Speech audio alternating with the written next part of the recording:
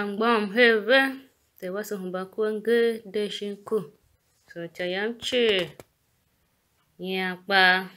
Sevane Loho Dedoo. Shado Isita ne. Mangyona some kind of Dedoo going bang wasi. Reverend Fada Terna Pember. As a cane in the two Loho Dedoo nyan western. So no cheer.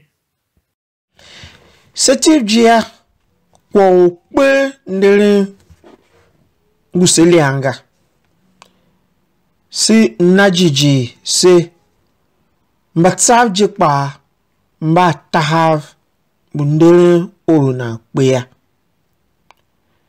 shiuru tiv shiuru si hita tivia unwa shi gbi a okwate pe una kpe mbatsav da duna shove da chekia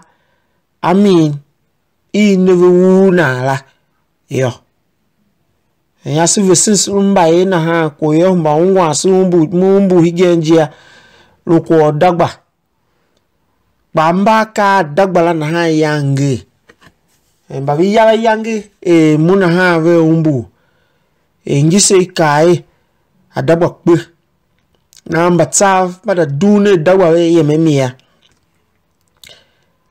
visoe adagba shi na ha wan kikena uya na ha mai zan gwami hive tala chira vepa ma vi shinenge wan kikira na ha la ko masitio na ha du dagba hide uma he ya ka dagba na ha kikiwe nenge na ha yo ala besije dagba ye ko ye fa dagba mi ye fa dagba hakike na dagba ya fa kike na Dedoo na vze adagba gbemia adagba banaha kike ya na mbatsav jikpa adagba na kike ya na we fauna mira ya vejikpa do gba kuren dagba ave tingi kyokla na adagba kwa lo plan ve fakega chi ve da kaf ko adagba so le ya adagba batuho na mbatsav zinda adagba kwa fakyoga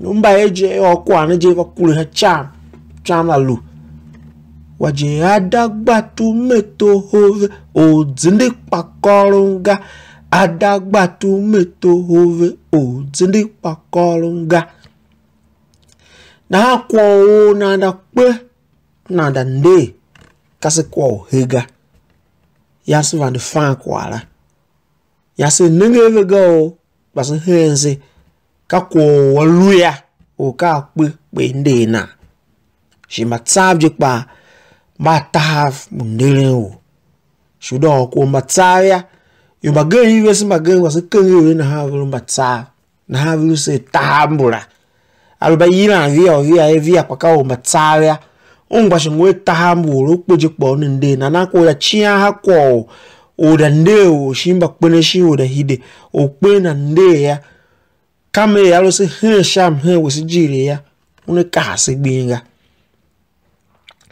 bakwo gama ka sheru sima kwa vene semba Kristo sembe mo u Yesu shinkuya katyokia ikwala alu shamila onwe Yesu yangbada pin o kana pe hivese veva oku na shimgeni he batsa da wana hachu veza e chekiave aminga shika kai o dande sha e kwa imbatsav village we fe mashuma fe kala vende na yo kai faje vende na ka veda e agba yo ve mi ba nde o Yesu la ya ka mbia ya la Yesu yang vashita na kayo ba yang vivakiwana chi e unu mva kashachu kwa ka andu atindiwe. Alu passe loho u aondola. Shi loho aondola. Loho Dedoo. Loho shachumba ibianave. Loho shachumba tsane. Loho shachumba ohange. Loho shachumba gemba ivundave hitiove. Bagane diyomba vubatio kiaga. Alu yo awashima waondo. Alu kaa wane kakwo aondo asojene. Alu kaa nawe aondo guhi tato uhe.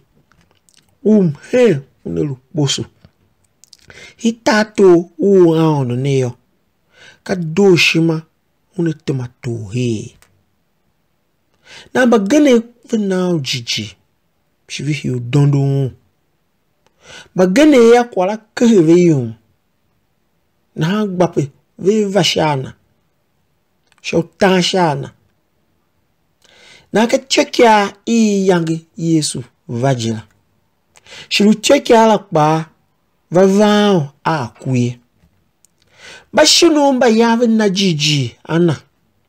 Shivin na jiji loho na. Shivin na jiji kaondu je atindiwe. Shivin na jiji Yesu vashachu awashima aondu shachu yo chiyo. Kwala luve kova ambejime. Lukwao da vihi ba washima ve. Lukwao vave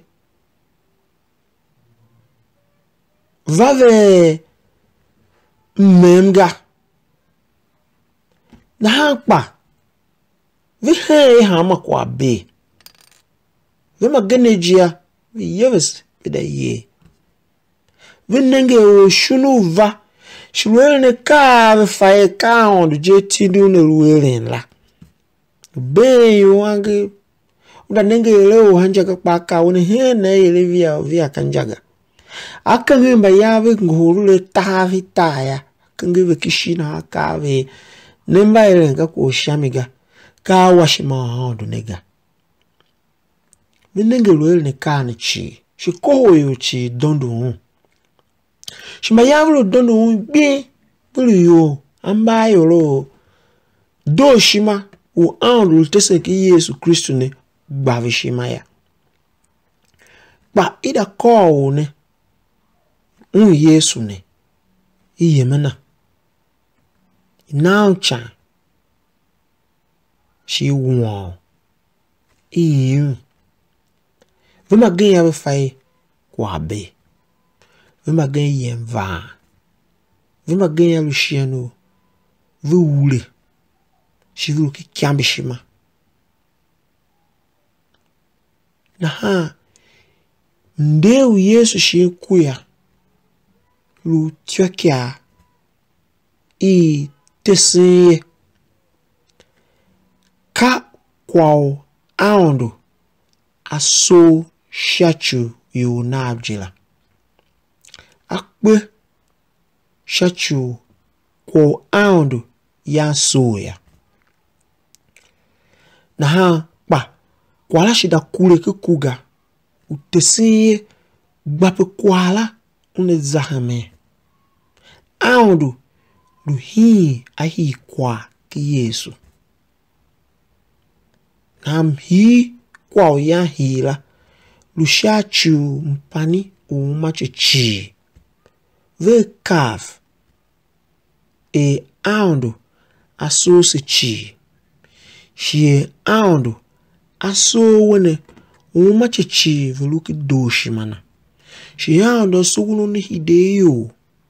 Akaya Yesu elina chi. Iwe washima aondo ya. Na Yesu yangu unekwe. Agbe yemen tayo. Akala chi hige na aoseo. Pama itavesi. Na pa Yesu dan dele shi kuya. Lutese tahav. Bo aondo tega. Batesene aondo. Ya lumunena. Shi aondo so tesen ilwe washima na je. yang Yesu vashami shilu pasin kwala shiva ka kwea kana ha unenge ya kre ka o nesu wanya la pa unenge ojiji petelu duwa tahaf ke kwala shachulu veje vinenge kwane vi na jiji bebe yen doya beba luwe ba mnyima kishima Yesu va nyoki chanshi da kbe vi heye duga kwa be ba Yesu da mdele shiku shive yo vi hinge ba shie da mba kwa la ya vizuwa tahav hi shie ne ya lu kuje kwa vi krachia kuga hachu vi faje aondu pa takia kwa ne shi aondu tesije wone kwa ne ka awashimana ba hamachijia ki evangelization walaje sinenge wushu kai lu odondo nu ba don unshimala ka bi wona onpa manenge kwala ya mana najiji jeni avlu najiji higenje oho jeni akwane ka kwao yang Yesu luolon la ndeu Yesu shinku ka otese shi ben itiesen na sha awashima u aondo semba Kristu semba hembe kwala higen shachu ka kwa neve se feje awashima u Yesu shachu wese ka awashima u mimi uwevehi aondo jiri shelu awashima u aondo shachu umacheo Yesu tesiseje aondo takia avise kemba zayo wase ma zayo wese uhumbanchi jeo ka zayo ukula atesiseje tahav muando buhumba hama tahav chi na gbapesilu kemlumo uando la mo Yesu shinkula ka na tahav na hama nesi tahav mula